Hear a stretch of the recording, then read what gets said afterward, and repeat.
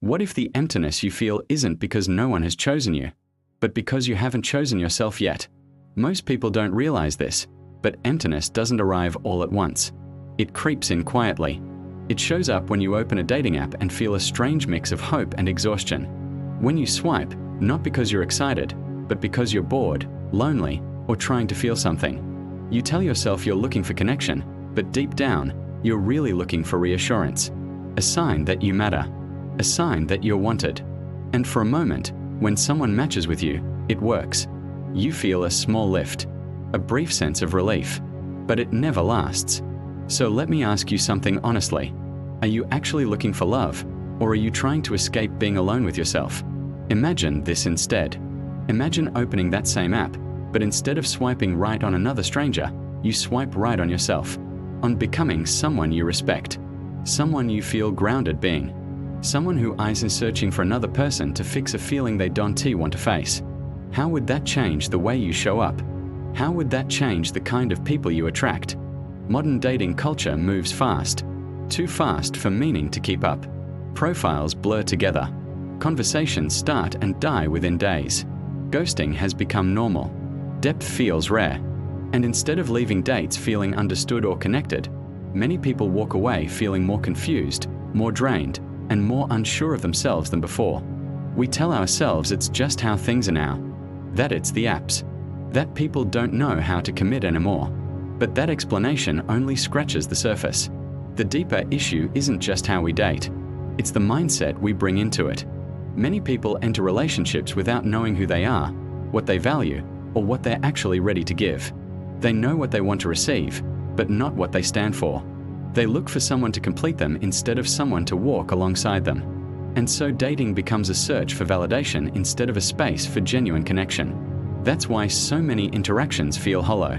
Not because good people don't exist, but because too many people are meeting each other from places of confusion, insecurity, and unhealed patterns. To understand why this feels so intense today, it helps to step back and look at how relationships worked for most of human history. For thousands of years, partnerships weren't primarily about self-expression or emotional fulfillment. They were about survival. In early human tribes, like those described in Yuval Noah Harari's work, people depended on each other directly. Relationships were built around cooperation, shared labor, and contribution to the group. Who you partnered with mattered because it affected whether you ate, whether you were protected, and whether children survived. Romance wasn't the focus. Reliability was. As societies shifted into agriculture, roles became more structured. Stability mattered more than personal desire. Men and women often had clearly defined responsibilities, and marriage was tied to land, property, and family alliances. You didn't ask whether someone completed you.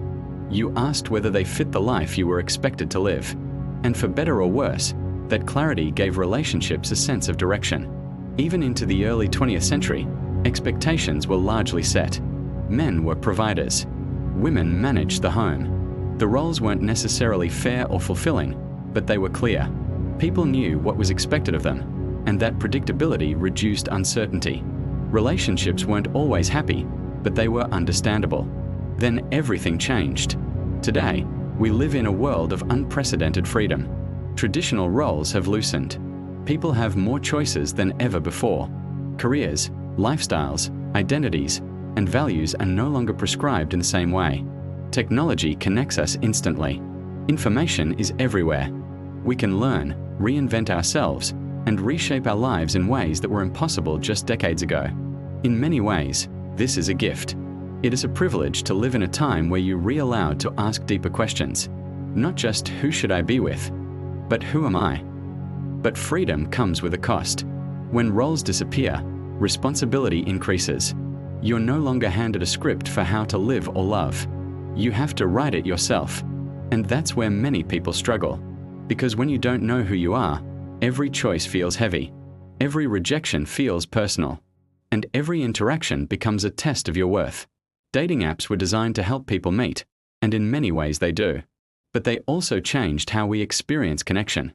They turned dating into something fast, visual, and endless.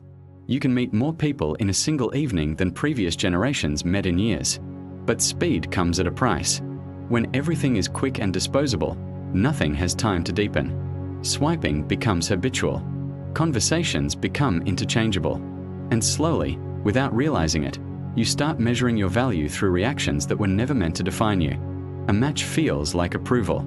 A lack of response feels like rejection. And even though you know intellectually that it's not personal, emotionally it still hits. Over time, attention replaces connection. You stop asking whether someone aligns with your values and start wondering whether they'll choose you. Dating becomes less about compatibility and more about being wanted. This is where the emptiness begins. Eric from once wrote that love is not something you fall into, but something you practice. A skill that requires patience, self-awareness, and growth. But modern dating often encourages the opposite. It rewards immediacy, performance, and surface-level appeal. It teaches people to look for shortcuts, to chase chemistry without substance, and to hope that another person will fill gaps they haven't learned to face themselves. When you expect someone else to complete you, love starts to feel thin. You tolerate half-effort. You ignore red flags. You confuse attention with care. And when things fall apart, it reinforces the belief that something is missing in you. But the truth is quieter and harder to face. Much of that emptiness doesn't come from the people you meet. It comes from the parts of yourself you've been avoiding. You lower your standards so you don't have to sit with loneliness. You cling to inconsistent attention because it's better than silence. You stay longer than you should because leaving would force you to confront yourself. As one writer put it, we accept the love we think we deserve. And what you believe you deserve is shaped by how you treat yourself when no one else is around. Choosing yourself doesn't mean rejecting love. It means building a foundation strong enough that love becomes a choice, not a necessity. When you know who you are, you stop chasing validation. You stop performing. You stop molding yourself to fit someone else's expectations. And from that place, real connection becomes possible. But to get there, you have to be willing to look inward. And that's where things get uncomfortable. Have you ever looked back at your past relationships and wondered, why does this keep happening to me? Why do I always seem to end up with the same type of person, even when it never works out? It's a frustrating feeling, isn't it? Like you're stuck in a loop you just can't break. You start a new relationship full of hope, thinking this time will be different. But then, slowly, those familiar feelings creep back in the same anxieties, the same arguments, the same sense of disappointment. If this sounds familiar, you're not alone. And I want to ask you a question that might change how you see your love life forever. Are you actually choosing people who fit your life? Or are you choosing patterns that feel familiar, even when they hurt? This is a really important distinction. On the surface, it seems obvious we choose someone who fits our life, right? Someone who shares our values, supports our goals, and makes us feel happy and secure. But our brains are tricky. They love shortcuts, and the biggest shortcut of all is familiarity. Our subconscious mind is drawn to what it knows, not necessarily what is good for us. Think about it like this. Imagine you grew up in a house where the only food you ever ate was super spicy. It was all you knew. As an adult, you go to a restaurant with a huge menu. There are all these new, interesting, and healthy options. But what do you order?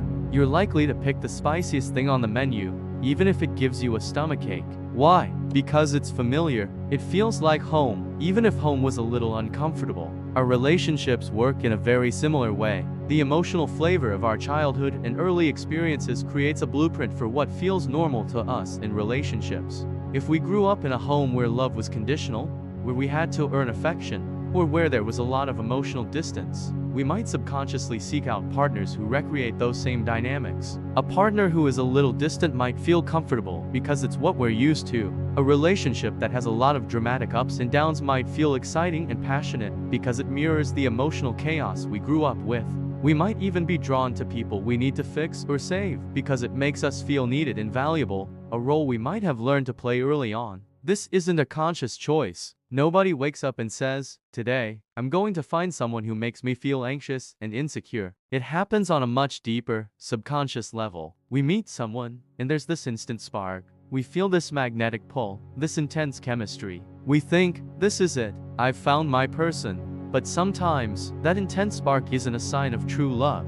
It's a sign of recognition. Your subconscious is screaming, "Hey, I know this feeling. This is familiar territory." This feeling of familiarity can be incredibly powerful and easy to mistake for deep connection or destiny. We are drawn to the puzzle we already know how to solve. Or maybe, the puzzle we've never been able to solve and hope to finally get right this time. So how do we break free from these familiar but unhealthy patterns? How do we start choosing people who are genuinely a good fit for the life we want to build? The first step is awareness. You have to be willing to look honestly at your past. What were the emotional patterns in your childhood? What did you learn about love, connection, and worth?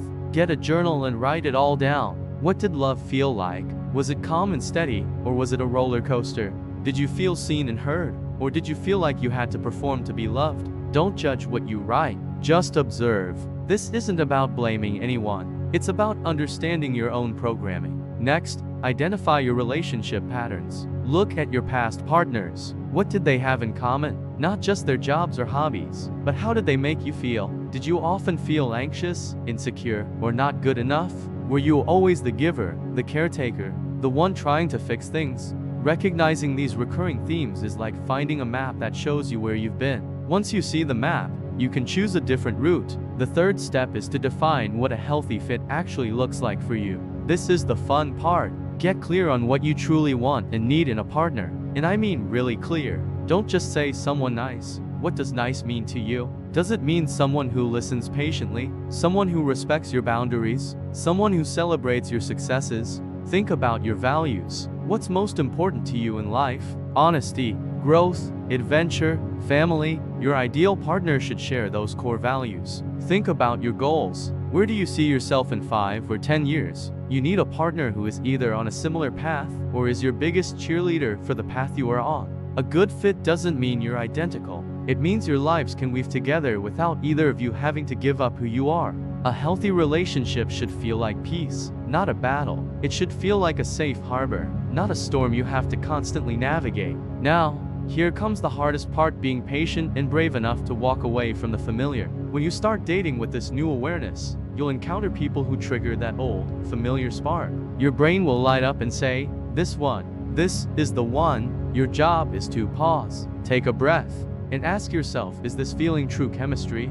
Or is it just the old, comfortable pattern showing up in a new package? It can be scary to choose differently. A calm, stable, and secure relationship might even feel boring at first. If you're used to chaos, peace can feel unsettling. Your brain might tell you there's no passion, no spark. That's the addiction to the familiar pattern talking. You have to learn to find the spark in stability, the passion in mutual respect, the excitement in building a future together, not just surviving another emotional drama. This is about choosing conscious love over subconscious attraction. It's about choosing a partner with your head and your heart, not just with your old wounds. When you meet someone new, pay attention to how you feel in your body. Do you feel calm and at ease around them? Or do you feel a knot in your stomach, a sense of anxiety? Your body often knows the truth before your mind does. Choosing someone who fits your life means choosing someone who adds to your peace, not someone who disrupts it. It means choosing someone who supports your growth, not someone you have to shrink yourself for.